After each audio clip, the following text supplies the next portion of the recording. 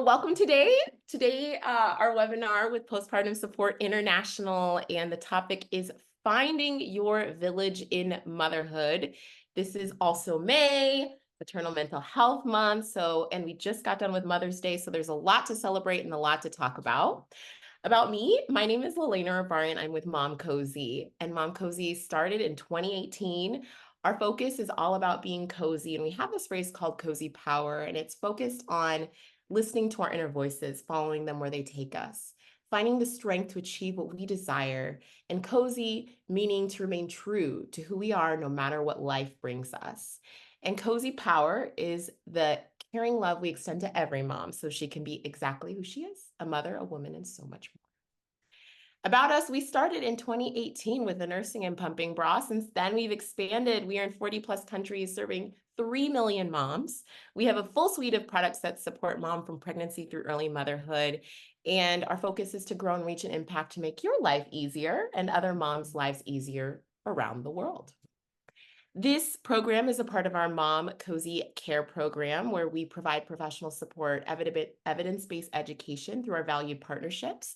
We also have caring online communities and product solutions to support your maternity journey.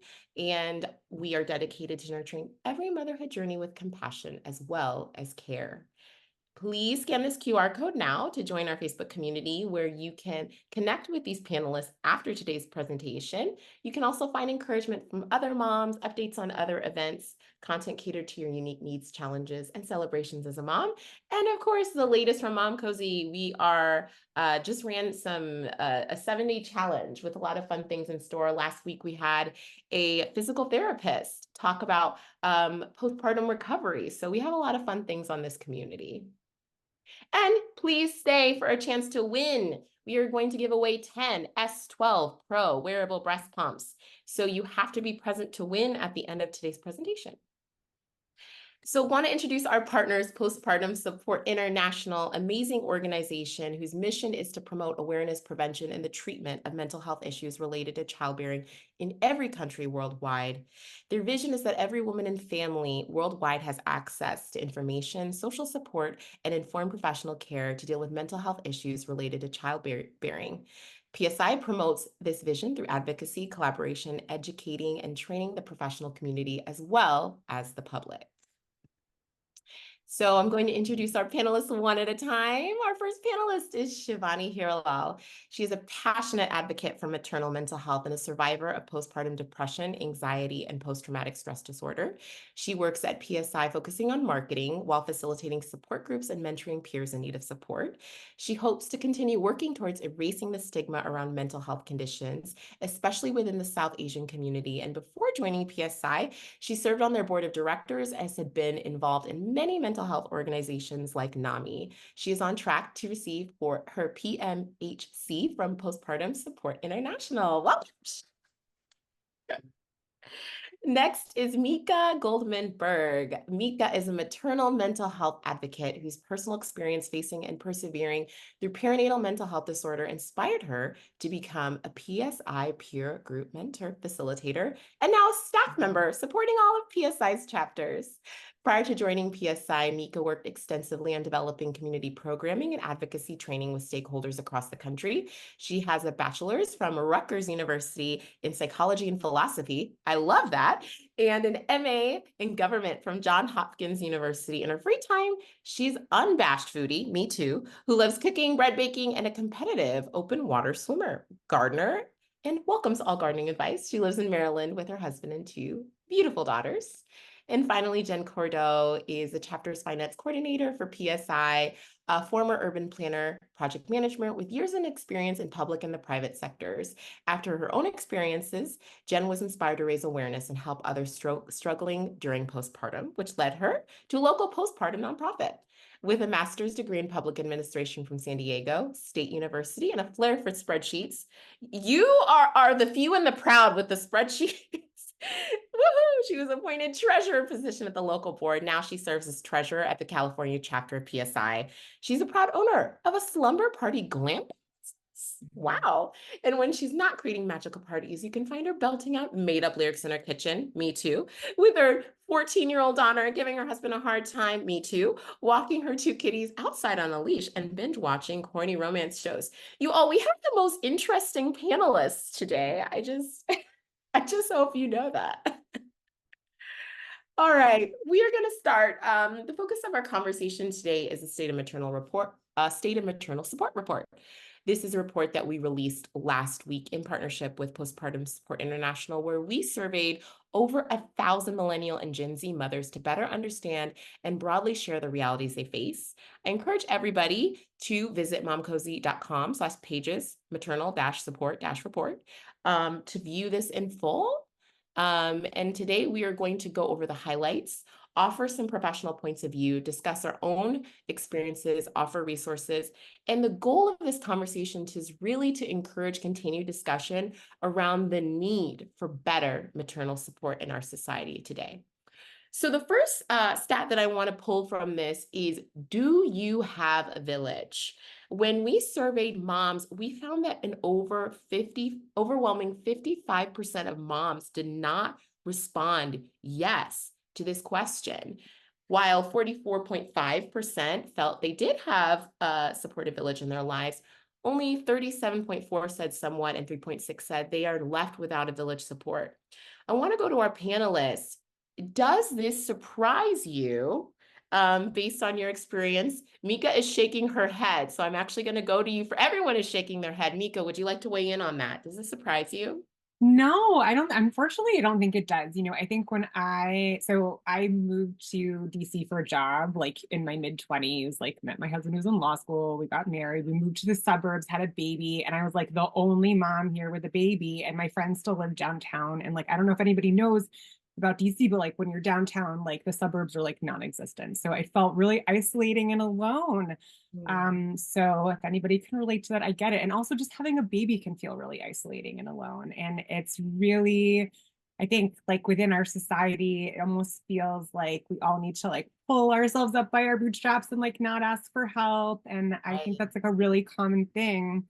When I was a peer mentor and also ran support groups, that was a really, common thread, I think, with all of our conversations is that like we can't ask for help. Like we should have this. Like we're Right. mothers. So Yeah. no, yeah. I love what you said. We're mothers. We have to have it all together. And I know in my own experience, it's so strange, but and I think Shivani and I have discussed this at length as well. When the baby is born, when you're pregnant, everybody loves mom and there's all the glowing attention. But there is something very real about once that baby is born. I mean, have any of you felt like you're just almost forgotten about? Maybe Shivani, you could speak about that a little bit. Yeah. So to add to what Mika said, I'm not surprised by this statistic, but I think I have experienced it myself, and I have heard so many others who I've spoken to in the peer mentor program talk about how once they had the baby, all the attention shifted to just the baby, and it was like um, you're just left and you kind of you're left as this new person who you don't really even know yourself. You don't really know what's going on in your body. You're trying to heal from whatever form of delivery you had, and you're now responsible for taking care of another human life, and you don't really know what you're doing. And everyone is just more like, how's the baby? Is the baby okay? We want to see the baby. And they come and all the focus is on the baby, and you're just kind of left. And it just kind of leaves you feeling very just all sorts of ways. Not great is how I would describe how I felt.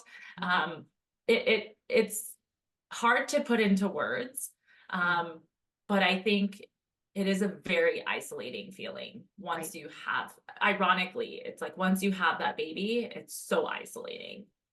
Yeah. And I love that you touched it. You've transitioned to this new person. And I think some of that people, I found that they almost are uncomfortable with also they've seen you're transitioning, they're seeing that you're struggling. And it's almost like there's a discomfort to be uncomfortable as well. And I think other people are trying to figure that out. And that can also be a challenge too. And we'll talk a little bit more about asking for help later on in this presentation, but that's something that I've certainly experienced as well. Yeah, that is not surprising. We all know. So respondents said the top barriers to a village were busy schedules, juggling multiple responsibilities, lack of family and close friends nearby, and the third one was financial constraints. Perhaps the ability to access a village, people think there are finances attached to that, especially when we talk about getting childcare to go out and to, integrate back into society. Additionally, people said lack of trustworthy childcare, feeling isolated or disconnected from the community, lack of awareness of available support resources, or cultural or societal norms that discourage seeking support. In your experiences with moms through Postpartum Support International, how have you seen these barriers show up? One that is striking is societal norms that actually discourage moms from seeking support. Are these some motifs that you've seen in your work? And what would you like to say towards some of these barriers?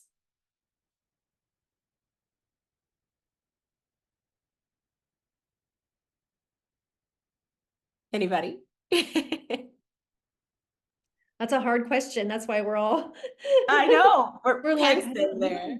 But I think, yes, you're exactly right. The judgment is a huge barrier, I think. Part of what you were talking about as in your village is it's hard to, I think you had noted, raise your hand and say you need help, because there is that cultural or that societal idea that if you're a mom, you're a super mom, you should be able to do it all. And I know for me personally, that was something I struggled with, because I was having difficulties and I didn't understand. And I thought, what's wrong with me? I'm a mom. I'm supposed to be able to do all this. I've read these blogs, I've read this and this book, and it says you're supposed to be able to do all this stuff. And so I think part of what would have been helpful, support groups, which is what PSI has, which is great. And I didn't have that information, but also just like, for me, I should have just stopped reading the blogs and really looked internally and tried to,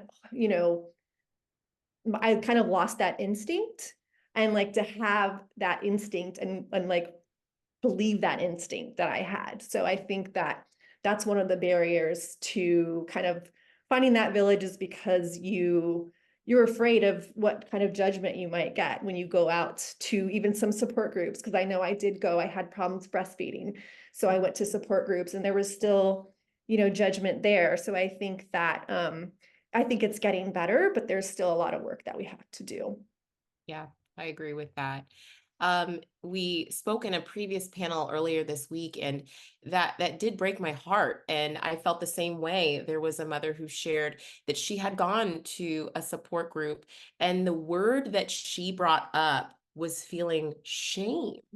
She felt ashamed to share that she was struggling, and had to put that brave face on. Jen, now that you have an older daughter, what are some ways that maybe you have, it sounds like, trusting your own instinct as a mom?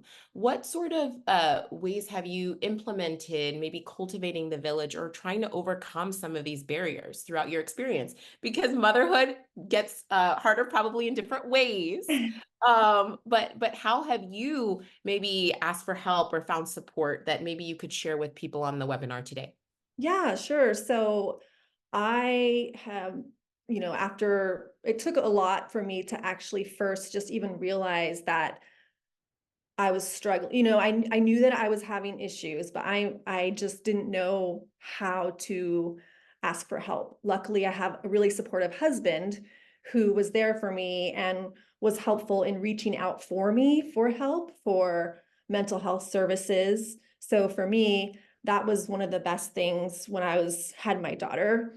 And then I also, through support of a therapist and medication in those earlier years, that's how I kind of started to feel better about myself, started to feel better about my daughter and my relationship.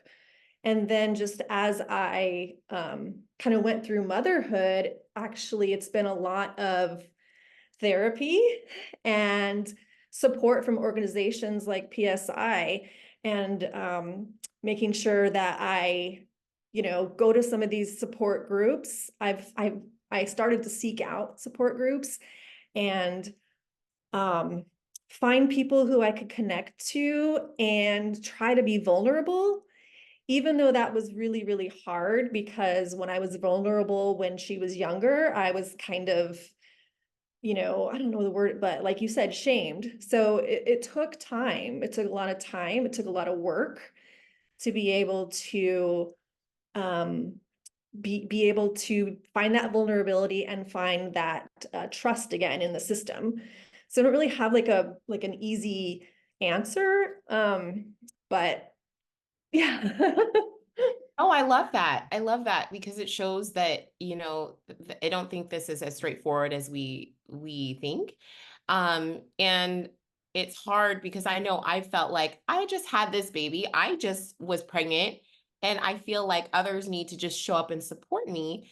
But also there's this element of work too, to understand and learn who you are and learn about the supports that you need. And oftentimes we just don't have the brain space to think through that until perhaps we are struggling so much. So I know I really appreciate that answer. I think that's really important. Shivani or Mika, do you have anything to add? We're good. All right. Yeah, I was just gonna add that I think it just takes time to find what works best. You have to learn not only now about you as a person, but you also have to learn about your baby. And I personally have experienced in my friends group, or even just people that I've spoken to, where we fall into that comparison game on social media, where everything is depicted so perfectly on social media and everyone has it together. So you then feel worse. And so I just had to draw some boundaries, not go on to those Google searches, not go on to social media, because it was actually making me feel a lot worse. So I just wanted to add that piece in, because although we are connected so much, we're hyper connected, I think it also sort of does a little bit of a disservice as well. I want to echo what Shivani said. I think, I had a lot of anxiety after my first daughter was born, but then was severely depressed after my second daughter was born. And I cut out social media completely because of those exact reasons. Like, I think people kind of portray themselves that they want to be seen not exactly as things are. And I, now that I'm out five years or almost 6 years, like, it feels different because I know everybody has stuff, but when you're in the thick of it, it's really hard, and drawing boundaries, I think, with that kind of stuff is really important. And I also saw somebody just talk about how, I think we're going to talk about this a little bit, how like relationships with friends and family differs, especially with those that don't have children. And I hear you on that. Absolutely. I love that, setting boundaries, because the heart and the mind and the hormones also Yeah. just kind of take a road of their own. So setting up those boundaries. Thank you, panelists. Now we're going to move into a partner. So oftentimes a mom's first ally in parenting is a partner. Regarding childcare, feeding, and household chores, this partner can be a bedrock for shared responsibilities. For our respondents, 78.4% acknowledge they did have a partner, and a partner doesn't just have to mean a spouse or a romantic partner. This could also mean a family member, a friend that helps with just parenting duties.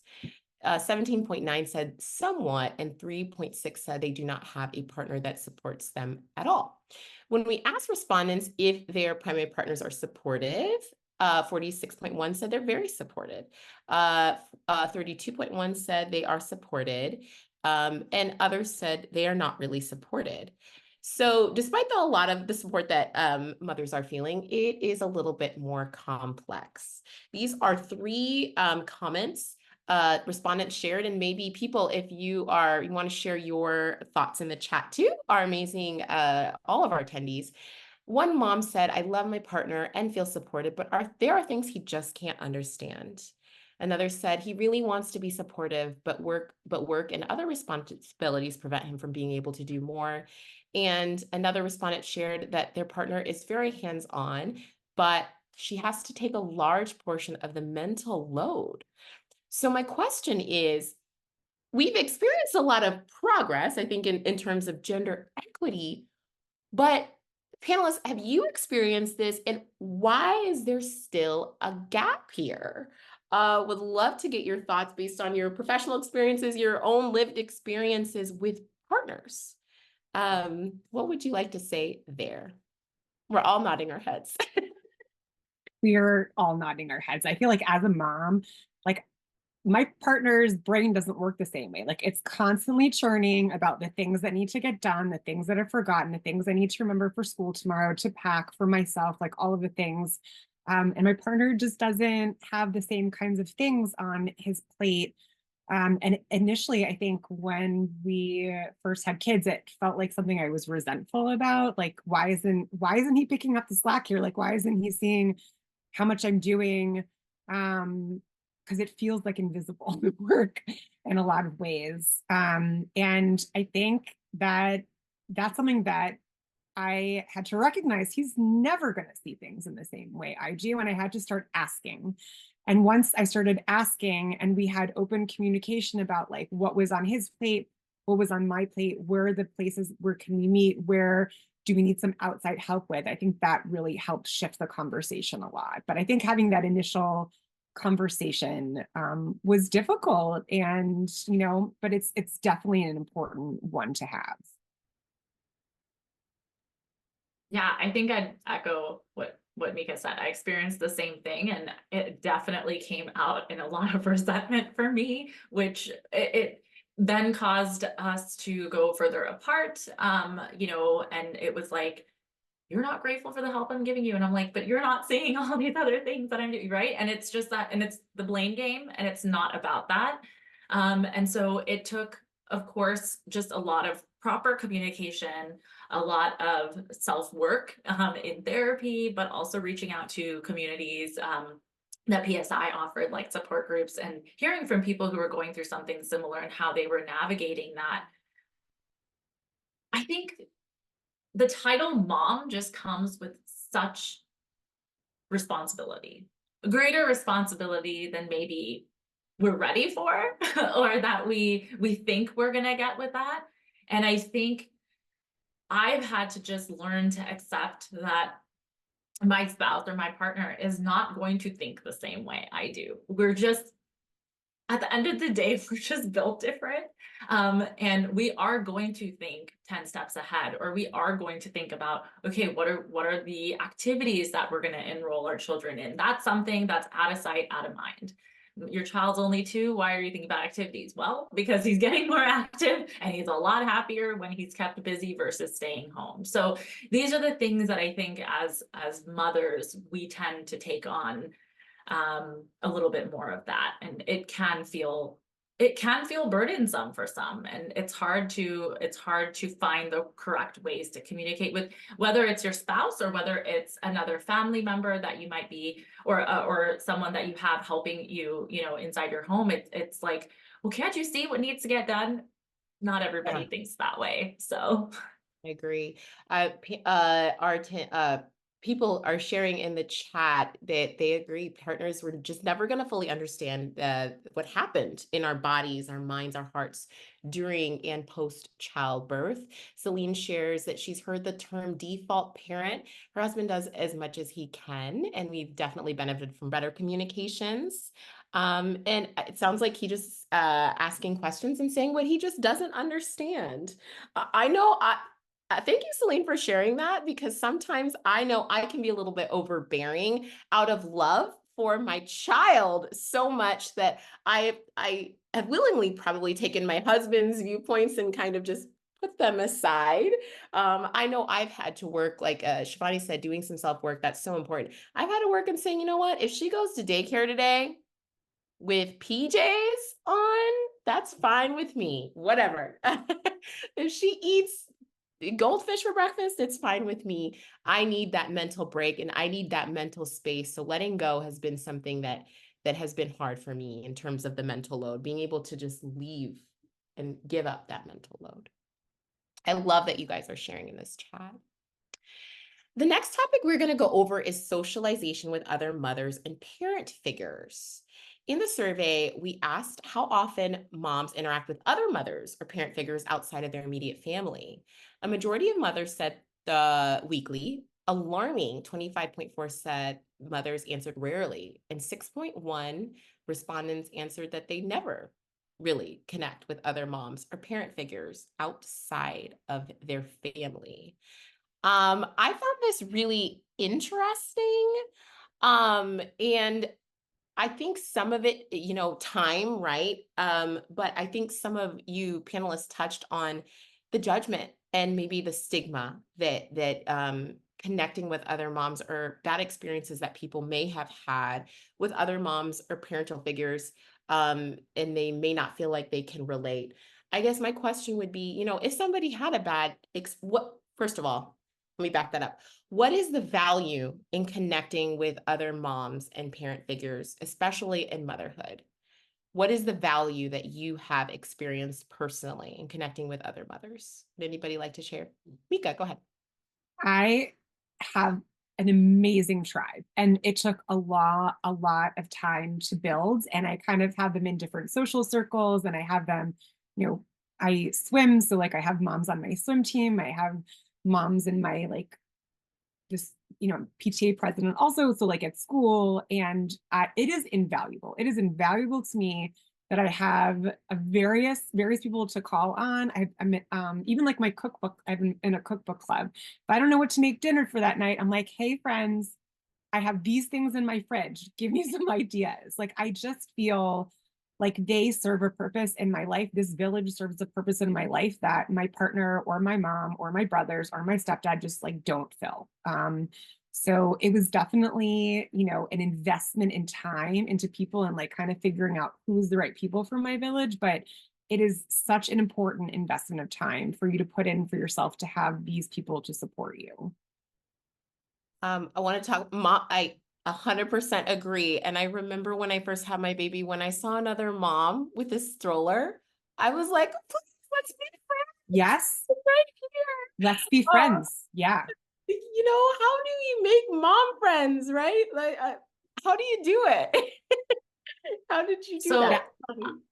I would love to add to that because I am in the stage of finding my village, right? I'm still in the process of finding what that looks like and who that's going to be. And I've had some bumps in the road for sure.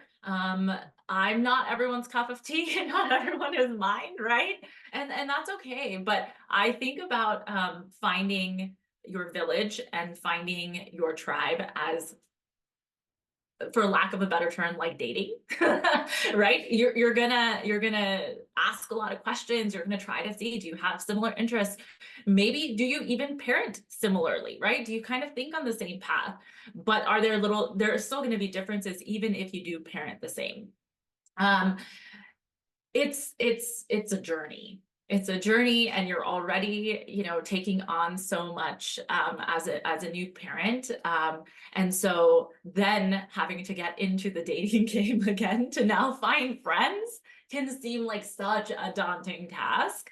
But I do know that the village that I am creating, the people that are showing up for me in my times of need or when my child is sick and home from daycare, whether it's even just sending me, if they're not local to where I am, whether it's just sending me a DoorDash gift card so I can just get a warm dinner for myself and my husband after my child goes down, it is godsend. Like I am like, thank you. I don't have to cook and clean up. So it's also communicating like my needs. I used to feel bad when people used to ask, how can I help? And I just said, well, if there's any way that I could just get a plate of food, like I would be so grateful. And it's not feeling guilty. And if that person doesn't deliver, then that person doesn't deliver. Maybe that person is there for you for something else, right? And that's okay. But it takes time and effort. I agree. And it only takes, one other mom that can make our hearts feel so much better. Just one other person that understands our unique situation. And I love that, just starting one by one. So, who are moms interacting with and how supported do they feel? They are interacting with relatives as well as friends. And many said they do feel supported after interacting with relatives and friends. However, this picture is a little bit more complex. Our respondents shared challenges. While many feel grateful from the encouragement they receive from their relatives, others experience stress from generational differences of parenting. Put some socks on that baby. How many times have I heard that? With mothers, challenges arise in forming in-person connections and navigating judgment and competition. We've talked about that at length. And friends, moms' experiences with friends vary. While some feel very supported, others struggle, especially from friends that don't have children. Attendees, feel free to share in the chat, where have your challenges stemmed from? Do these seem very familiar to you? And how have you navigated that? I'm going to go ahead and talk about relatives here. This isn't a dumping ground by any means, but I've certainly had to learn how to set boundaries with my mom.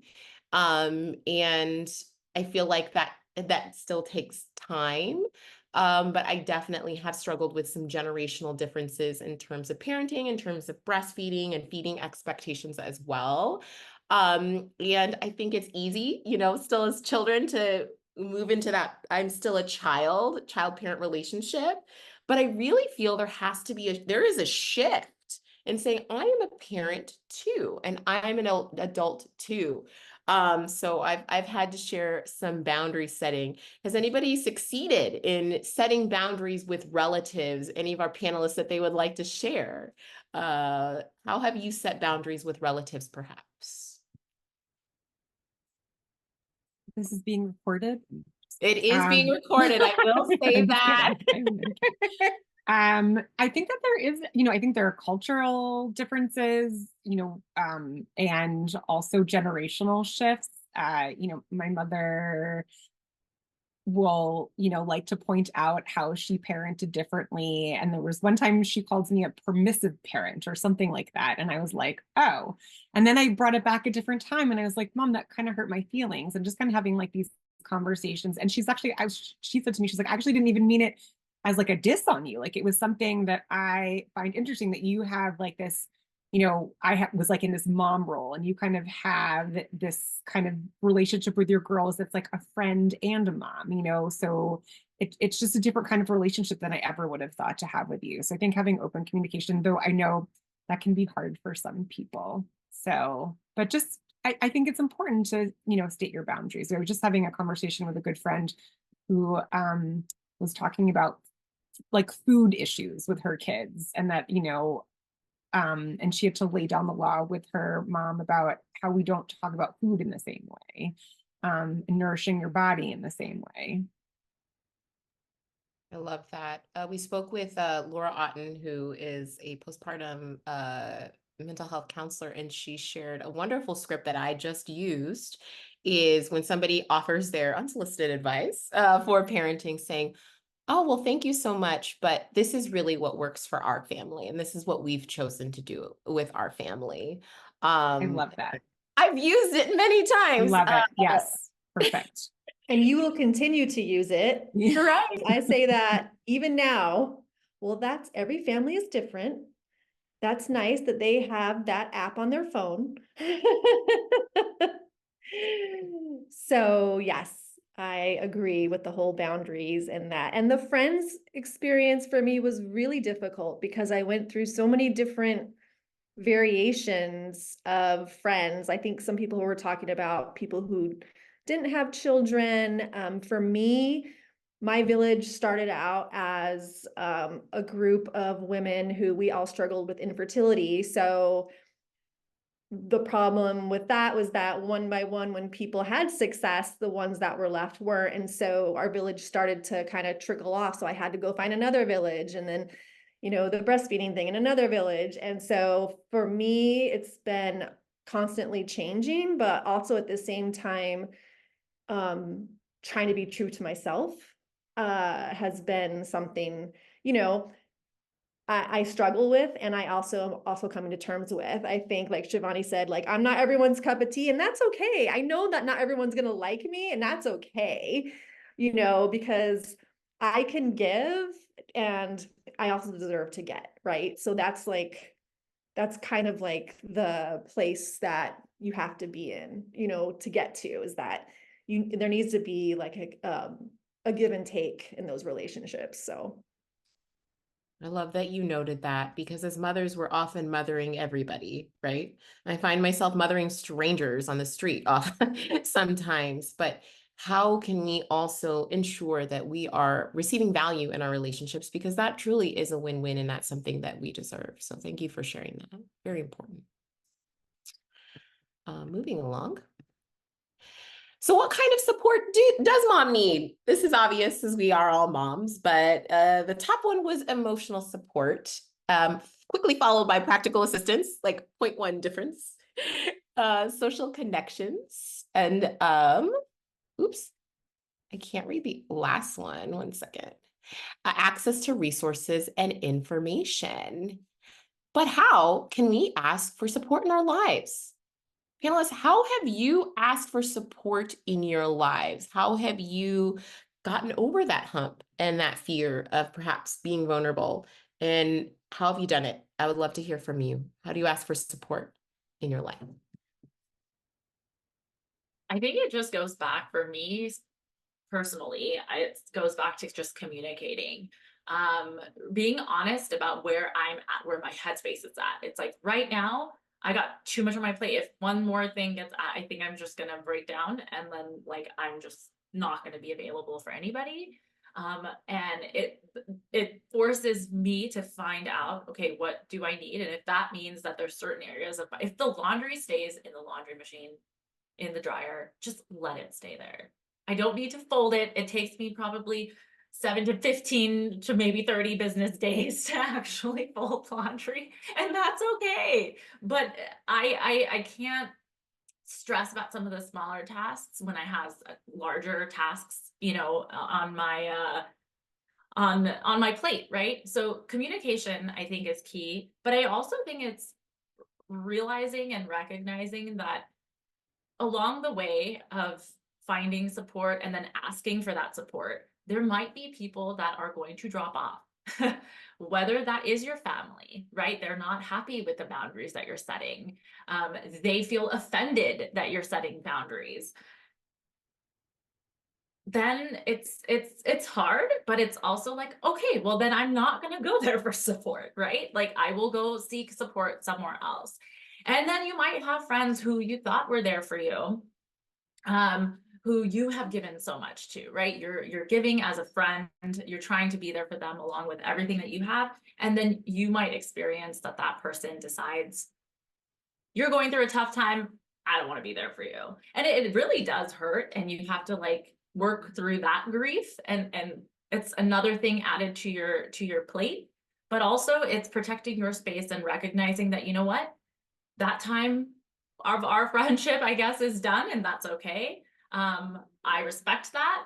And I'm going to now seek out that support and that whatever the needs are at that time from elsewhere, right? But I think it's just a journey. I think it's constantly changing, really. That's my personal experience, at least. Love that. Thank you. Yeah, grief is really tough. I love that you use the word grief, because there have been very much seasons of friendships that have closed to open up new friendships. And when you find that somebody is meeting your expectations, that is definitely a hard pill to swallow. Jen, you unmuted. I saw you. You saw that? Oh, just kidding. So I was gonna say, like, I agree with everything that Shivani said. And also for me, like, I guess it's also been an internal journey for me, because I put a lot of pressure on myself through this whole motherhood journey from the very beginning. And it stayed with me for a long, long time. And so I had to, you know, finally through doing the work, just say, you know what, I deserve help. Like, if I need help, I deserve it and I can ask for that. And so I think also coming around to that, because that, led me to so much grief throughout my journey of just like, oh, I didn't get the laundry done today, I'm such a bad mom, or I didn't get this done, I'm a bad mom. No, I deserve, I have things going on and I don't have things going on. Like, these are my needs and I deserve to like put that off if I need to do that. And that took me a long time to get to. So if one word of advice I can say for the new moms is like, you deserve help. You deserve it. And so put your hand up. You deserve it. Yes, I love that. One thing I would also like to add is you can change your mind. You are allowed to change your mind, and that is perfectly okay. If you don't like something, if you don't like a choice you made, if you don't like some what somebody's going to do, and that took me forever to understand that. I know there's different ways of thought around sleep and feeding and elements like that. Moms, you're allowed to change your mind and where you want to go. So please embrace that. I love that. So I'm hearing you deserve help. It's okay to let friendships shift and change and expectations to shift and change. And you are certainly allowed to change your mind as well. So we reached the end. What can be done to better support moms? And I would love for the moms in the chat. What support would you need the most right now? Our mom said one-on-one support, of course, our chores, cooking, errands. Moms also said communal needs, so enhanced social networks, proposals for local and online mom groups that provide a space for moms to connect your experiences, reduce stigma around parenting, sleep, feeding, discipline, gentle parenting. Let's stop the stigma. Let's allow people to do what they need to do. And I'm with you all. Paid maternity leave on terms of policy, federal paid leave, accessible, affordable childcare, bed and postpartum care, and mental health support, and more empathetic workplaces. I know workplaces is a struggle, especially as moms transition to going back to work. So please put in the chat, what support would you like as a mom? And I do want to go to our panelists. What progress have you seen in these areas that is encouraging? Because it's oftentimes like, oh, there's just so much that we need to do. But have you all seen progress, especially maybe in the mental health support space, that you feel is encouraging? Are we moving in the right direction? Mika is shaking her head, so I'm naturally going to go to you. Yeah, I mean, I feel like I have seen a lot of progress, like even since, I don't know, like 5 years ago, right? Like, I don't think that like my OB talked to me about mental health stuff. For sure, when I was screened by my pediatrician, they're like, you're scoring really high. And I was like, okay. And they were like, yep, okay. And then didn't point me in any direction. And since that experience, and I have been working, in the mental health sphere, I have had conversations with my physicians now to be like, I work for an organization called Postpartum Support International. This is a good way. This is a good direction to point people in if you don't know the answer, if people need resources, if people are looking for a therapist, or they're looking for questions, especially for prescribing providers, for questions about what medications are safe for pregnancy. So I think there's more definitely conversation about how moms are struggling, families are struggling. I have a friend that works specifically on talking about affordable childcare, which is a huge problem in this country. So I think the fact that these conversations are happening means that we're starting to move in the right direction and it's not being ignored. Love that. Yeah, and I know we just had the day without childcare yesterday where there was the protest nationwide. So it's cool to see that. Shivani, where do you see progress? Yeah, so I think I'd like to add to what Mika said. I think that there is definitely progress happening. There's organizations like ours, like PSI, that have non-judgmental support. When you come to PSI support groups, the PSI support groups facilitators are trained to properly facilitate a support group. They are not there to give you their advice. They are not there to tell you, hey, you should try this. No, they are there to validate exactly what you are going through and exactly where you are. And I think that was the most important thing for me. I just wanted someone to say, hey, you know what you're going through right now is hard. And I just want to be like, yeah, because I was mad or I was crying or whatever. And I just wanted someone to say, that is so hard. And I wanted to be like, yes, finally. So I think it's happening. I think it's slow. I think we can do better though within our communities. And I think within mom groups themselves, I think it's easy to be like, oh, well, I did this with my kid. And then you're left feeling, okay, am I not a good mom? Because this person has it all figured out, right? But I think we can do better in terms of the words that we use to be a little bit more supportive for a mom when they do say something versus making them potentially feel like not worthy or not a good mom. So that's what I'd like to add. We're making progress, but we have a long way to go. I love that. Yes. Just saying, hey, it's hard and I'm here for you. And then just leaving that space for the person to share. I think that's wonderful. Yeah, and I know in our discussion last week, I didn't know all of the maternal healthcare professions and providers out there that are so committed to supporting parents. And somebody shared that just like you can cultivate your village of friends, you can also make sure you can cultivate your village of your providers. If you are feeling uncomfortable, if you do not feel heard, and if you do not feel like you are getting the support that you need, you can cultivate that village too. So that's something I didn't know when I was pregnant. But if we have a second baby, I'll certainly reach out, and start cultivating my village and anticipating the needs I may have. It's so hard because you don't know what needs you're going to have until you have it right in the moment. And there are so many wonderful people out there to support. Panelists, what are some of your top resources or support networks that you like going for your various motherhood needs? Well, where are you going if you're connecting online or you're reaching out? Who's a part of your village on the maternal side? I use my village almost every day. So if I always laugh and say that my therapist is, rolling in the dough because of me. I'm just kidding. No, but for me, it was definitely having someone that understood. I too struggled with infertility. So I think having someone understand just the struggle of even having a baby was really challenging. And then when we had the baby, it was like I was struggling and I felt guilty that I was struggling now that I had what I really wanted. And it made me feel like, oh my God, am I just not meant to be a mom? And that was not the case. It was just that the struggle changed.